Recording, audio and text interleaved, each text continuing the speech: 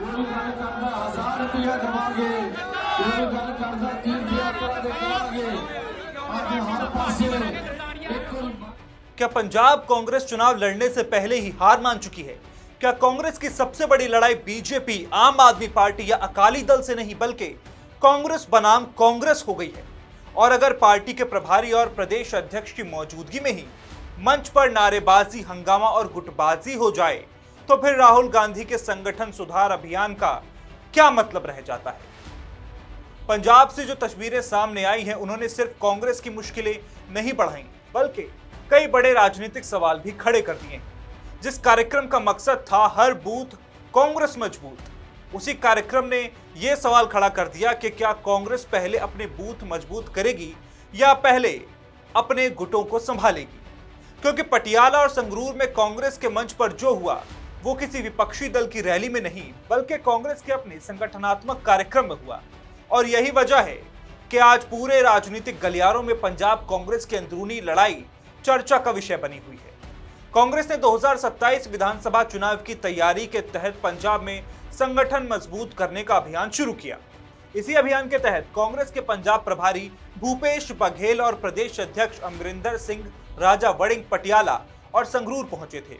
कार्यक्रम का उद्देश्य था कार्यकर्ताओं को एकजुट करना, बूथ स्तर पर संगठन को मजबूत करना और यह संदेश देना कि कांग्रेस पूरी तरह चुनावी मोड में आ चुकी है। लेकिन कार्यक्रम शुरू होते ही माहौल बदल गया।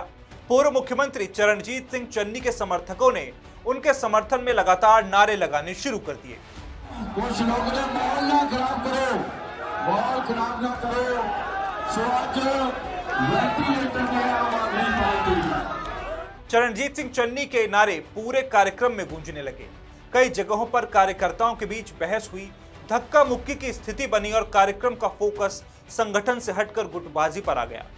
यानी जिस कार्यक्रम से कांग्रेस अपनी ताकत दिखाना चाहती थी, वही कार्यक्रम कांग्रेस की सबसे बड़ी कमजोरी बनकर सामने आया। यह सिर्फ नारेबाजी नहीं बल्कि एक राजनीतिक संदेश था। राजनीति में नारे सिर्फ नारे नहीं होते, वे संदेश भी होते हैं। जब किसी संगठनात्मक बैठक में प्रदेश अध्यक्ष मौजूद हों, राज्य प्रभारी मौजूद हों और उसी समय किसी दूसरे नेता के समर्थन में लगातार नारे लगें, तो राजनीतिक विश्लेषक इसे केवल उत्साह नहीं मानते, इसे शक्ति प्रदर्शन माना जाता है। यानी यह संदेश देना था कि हमारी भी ताकत कम नहीं है। पंजाब कांग्रेस में पिछले काफी समय से ये चर्चा चल रही है कि अलग अलग नेताओं के अपने अलग अलग समर्थक समूह, राजा वड़िंग का अपना संगठन है, चरणजीत सिंह चन्नी का अपना प्रभाव है और कई वरिष्ठ नेता अपने अपने राजनीतिक समीकरण साध रहे हैं। पटियाला और संगरूर की घटना ने इन चर्चाओं को कैमरे के सामने ला दिया। भूपेश बघेल ने चेतावनी तो दी है, लेकिन क्या सिर्फ चेतावनी काफी है? घटना के बाद पंजाब कांग्रेस प्रभारी भूपेश बघेल ने साफ कहा, अनुशासनहीनता बिल्कुल बर्दाश्त नहीं की जाएगी। जो भी पार्टी लाइन तोड़ेगा उसके खिलाफ कार्रवाई होगी। उन्होंने ये भी दोहराया कि पंजाब में मुख्यमंत्री का चेहरा कौन होगा, इसका फैसला चुनाव के बाद कांग्रेस हाईकमान करेगा। यानी उन्होंने साफ संदेश दिया कि अभी किसी को खुद को मुख्यमंत्री पद का दावेदार समझने की जरूरत नहीं है। लेकिन अब सवाल यही है कि अगर प्रभारी की मौजूदगी में ही मंच पर अनुशासन न रह पाए तो फिर कार्यकर्ताओं में यह भरोसा कैसे बनेगा कि संगठन पूरी तरह काबू में है? कार्रवाई की बात कहना आसान है, लेकिन क्या कार्रवाई होगी? अगर होगी तो किस पर होगी? यह भी बड़ा सवाल है। अब बात उस चेहरे की जो कांग्रेस के राष्ट्रीय नेतृत्व का सबसे बड़ा चेहरा है, यानी राहुल गांधी। राहुल गांधी लगातार संगठन सुधार की बात करते हैं। वो कहते हैं कि कांग्रेस में अनुशासन होगा, जवाबदेही होगी, संगठन मजबूत होगा। लेकिन पंजाब की तस्वीर कुछ और ही कहानी बयां करती है।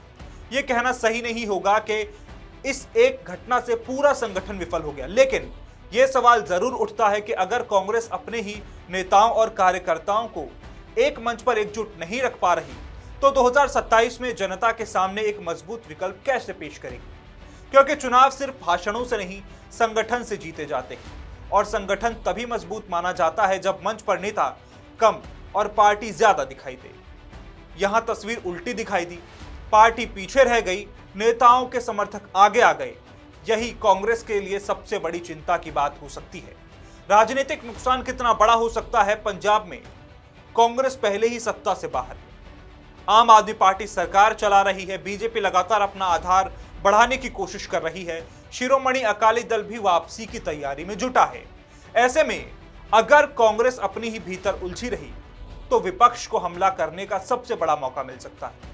राजनीति में विपक्ष से ज्यादा नुकसान कई बार अपने ही अंदरूनी लड़ाई पहुंचा देती है, क्योंकि जनता ये जरूर पूछती है जो पार्टी खुद एकजुट नहीं, वो कैसे राज्य को नेतृत्व दे पाएगी। फिलहाल भूपेश बघेल ने अनुशासन की बात कही है। राजा वड़िंग ने संगठन मजबूत होने का दावा किया है।